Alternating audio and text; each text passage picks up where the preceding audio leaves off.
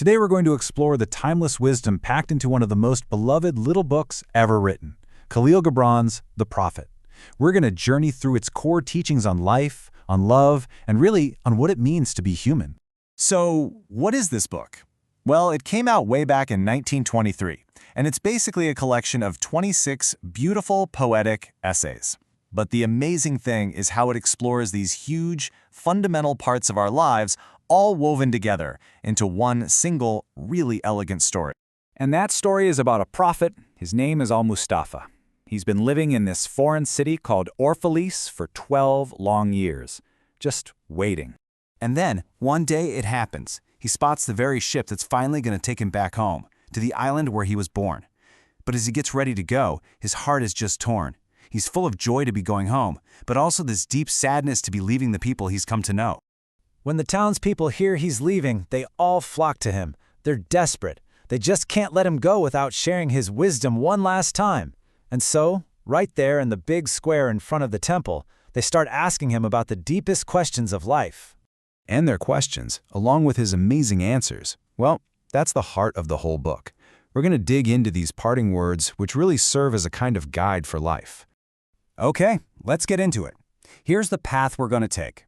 We'll look at our closest bonds through his wisdom on love and family, then our place in the world with labor and life, then we'll turn inward to the inner self, and finally, we'll hear the prophet's farewell and promise.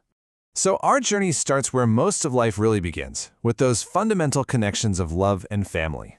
The very first thing that people ask about is marriage. And they pose a question that, let's be honest, we are still grappling with today.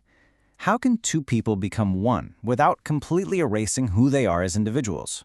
And Gibran's answer is just fascinating. He uses this incredible metaphor of a temple. You see, he doesn't see a partnership as two people melting into one. He sees it as a structure. The pillars have to stand apart to hold up the roof.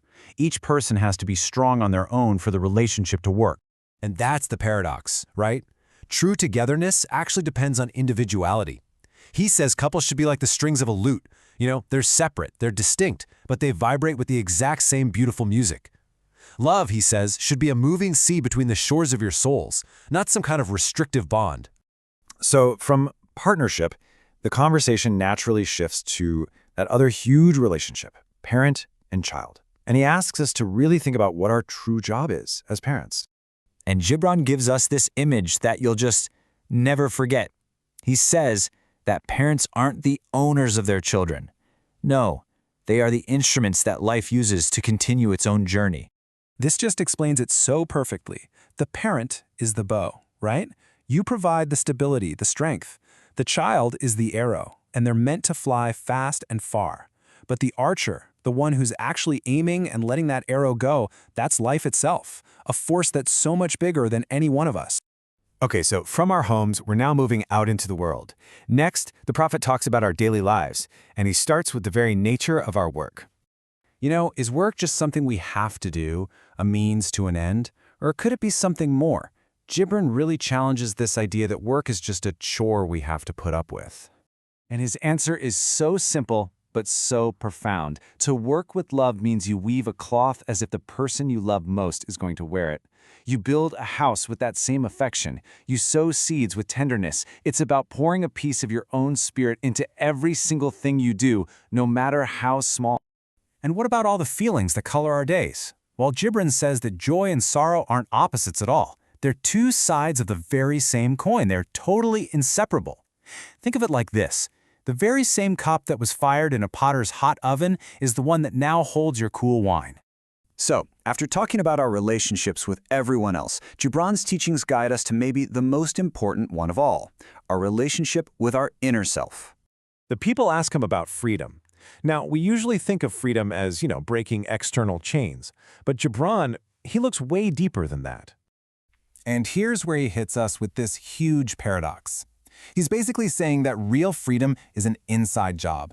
The chains we really need to break are the ones we've wrapped around our own hearts, our fears, our rigid rules, even our obsession with the idea of freedom itself. And this search for inner truth, it's not a race with a finish line. For Gibran, knowing yourself isn't a destination you just arrive at. No, it's this constant, beautiful unfolding. Your soul isn't a straight line. It's more like a lotus flower, revealing itself one petal at a time. And just like that, we're back to the harbor as the sun starts to set. The prophet has answered all their questions, and now he's getting on his ship. It's time for his farewell and his promise.